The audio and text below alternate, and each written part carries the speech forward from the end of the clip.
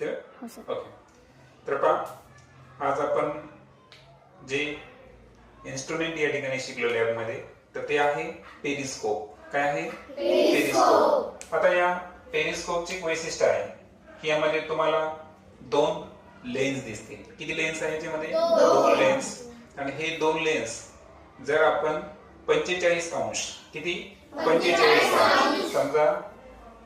आता याला जर आपण 90 जर ग्राह्य धरलं आणि याला जर 0 ग्राह्य धरलं, तर मधला जो अँगल असतो बरोबर तो किती असतो? 45. तर हा 45 डिग्री आणि हा 45 डिग्री जर आपण मेंटेन केला, तर याच्यामध्ये प्रकाशाचं जे परावर्तनाचं जे तत्व आहे, बरोबर आहे का, की त्या तत्वाचा वापर करून आपण काय करू शकतो की सपोज असं ग्राह्य धरू आपण की मी एका युद्धाच्या ठिकाणी आहे. कुठं आहे?